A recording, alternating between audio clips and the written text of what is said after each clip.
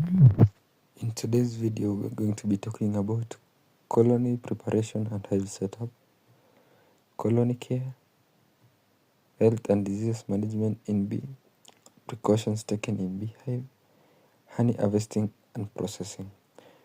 Now, when we move to colony, when setting up a beehive, the first step is choosing a safe, quiet, a well-drained location away from people and animals. The area should have plenty of flowers and nearby water source. Next, we assemble the beehive, which includes the bottom board, broad box, frame, and the top cover.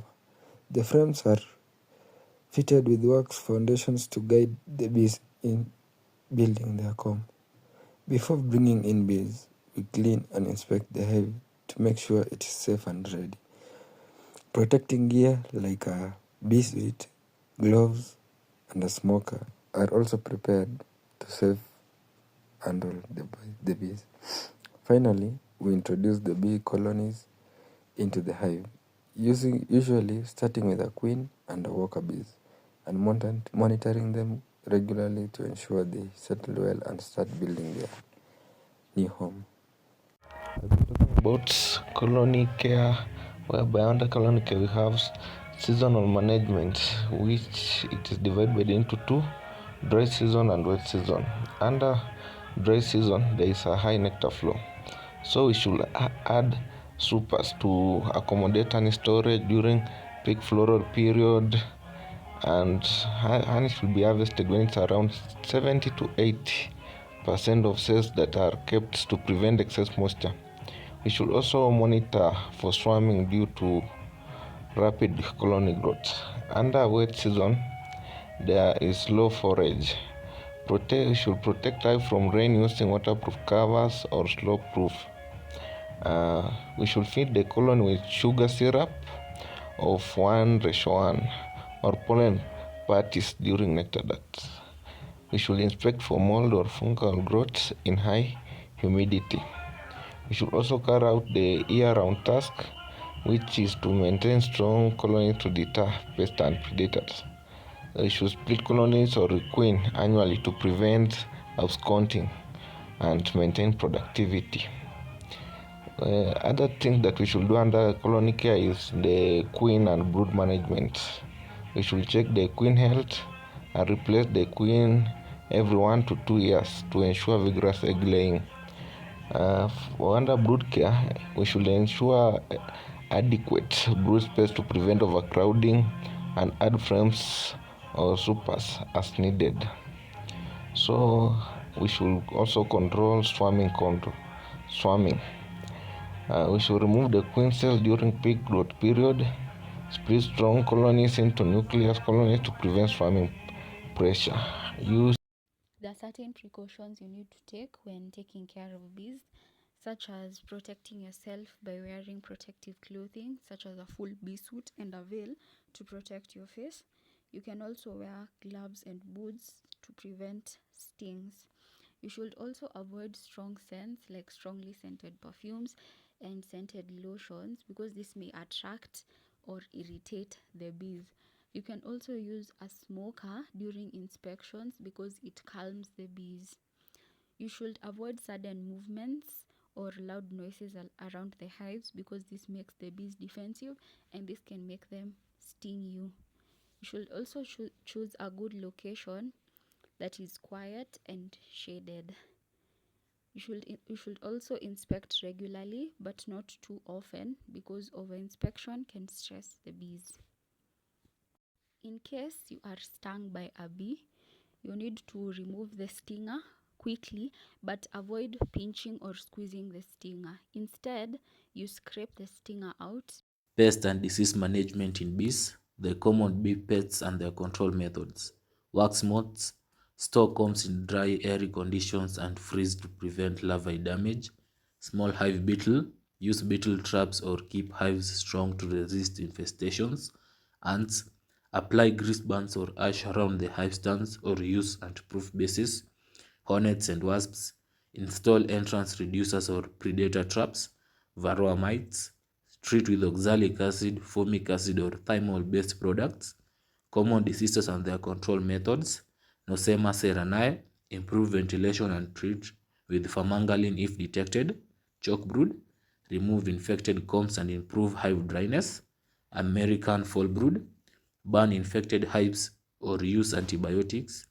Colony collapse disorder, mitigate through balanced nutrition, reduced pesticide exposure and stress management. Integrated pest management, use resistant bee strains, maintain hive hygiene, and monitor pest levels regularly. And about honey harvesting and processing, and it's a fascinating and actually a very important part of beekeeping that affects not just honey quality but also bee health and the environment. Now, let's talk about honey harvesting. Honey harvesting is the process of collecting mature honey from beehives. Like, the mature honey means the bees have already sealed the combs with wax, which is actually a sign that the honey is ready and safe to store. Timing is everything in harvesting. It should be done during the dry season when humidity is low, and this actually helps prevent moisture from entering the honey, which could cause fermentation. Also, there are various equipment used in harvesting for safe and clean harvesting. For various types of tools used include a bee suit, gloves for protection, a bee smoker to calm the bees, a hive tool to open the hive, and then capping knives or forks to remove the wax cappings from the honeycomb. And after uncapping, the honeycomb frames are placed in an extractor, which is kind of a manual or electric machine, whichever you prefer, that spins the honey out of the combs using centrifugal force. Now, there are various methods of honey harvesting. Some are traditional, some are modern. The traditional methods involve crushing, cutting the honeycombs, then straining the mixture to get honey, while the modern method uses movable frame hives like Langstroth or top bar hives. These are actually the latest, and these allow beekeepers to harvest without damaging the comb. This not only protects the bees but also increases yield. Now, on the part of the processing, once honey is harvested, it must be processed carefully. First, it's strained to remove particles like wax or dead bees. Then it's left to settle in clean containers for about 1 to 2 days to let air bubbles or debris rise to the top. Now, the honey is then poured into jars or storage tanks, always using food-safe, airtight containers. They should be airtight. Now, it's important that the honey has the right moisture level, ideally, let's say about 17 or 18%, because if the moisture is actually too high, the honey can ferment and spoil. And a device called a refractometer is used to measure this. There are also types of honey products. They include raw honey, pasteurized honey, and even creamed honey, which is smooth and spreadable actually. So on the storage and packaging part, honey should be stored in a dry and cool place. Proper labeling is also important, especially if you plan to sell it. The labels should include the type of honey, weight, expiry date, and contact information. Now, this actually comes with challenges, and some of the challenges include bee stings, which is very common, harvesting unripe honey, contamination from dirty equipment, or over harvesting, which can stress the bees, which is actually not a good idea. Now, to avoid these, always follow hygienic practices, harvest only mature honey, and leave enough for the bees, especially in cold or dry seasons when they rely on it for food. Now, honey harvesting and processing requires patience, care, and respect for the bees. Using the right tools, timing, and techniques ensures that the honey is safe, sweet, and of high quality.